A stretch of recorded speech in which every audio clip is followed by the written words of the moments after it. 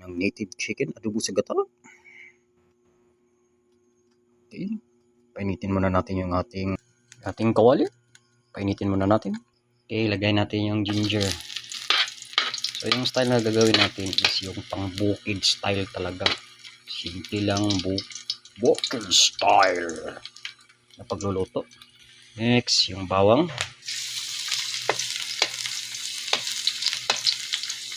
Lagawin na natin ito.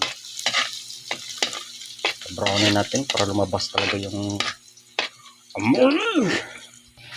Okay, sunod natin sibuyas. Fry lang natin ng ayos, ano, para lumabas talaga yung amoy ng mga lamas na ito.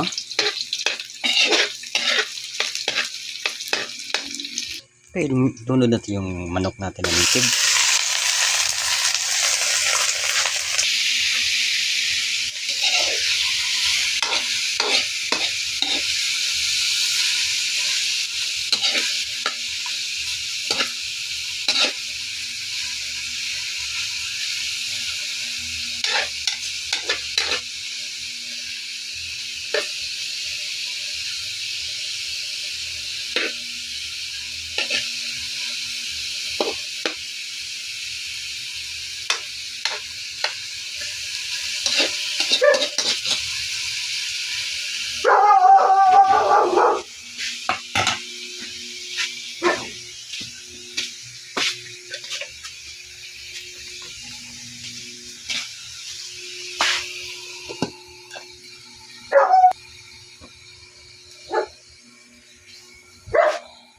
Tignan natin ang manok. Lutuin lang muna natin hanggang manuot yung mga sarap ng sili talaga, oh.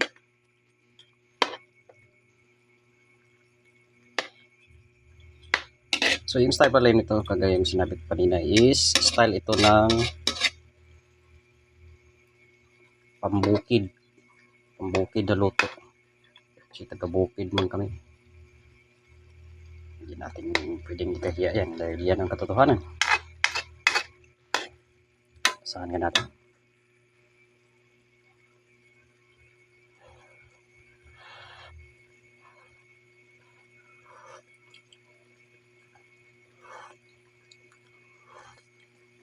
Yun, kung kuha.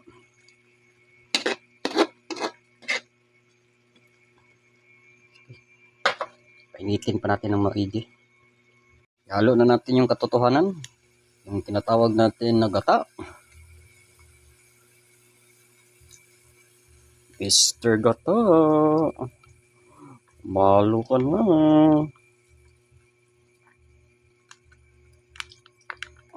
Sige, suotin talaga para ako lang ititira. Yun, oh. Oops.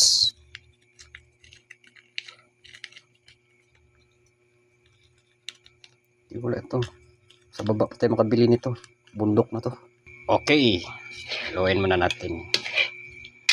Gagawin na, antay na lang po natin is maluluto yung gata. Tsaka yung oras po pala ngayon ay dahil maaga tayong nagluto, mga alauna po ngayon. Alauna yung media. Kaya po tayo nagluto para may magandang araw is malakad naman tayo. Initin na natin ito tapos sabay lakad.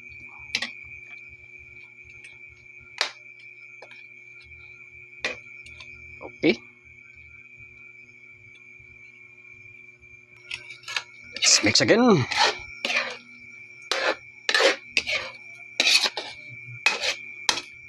Kunti lang pala itong manok na ito. Maliit kasi itong manok na nahuli namin dito sa bundok namin.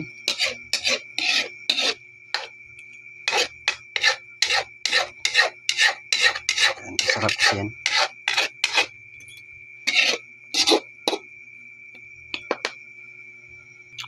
So yun po, no. Magandang umaga. Alas-dos na po.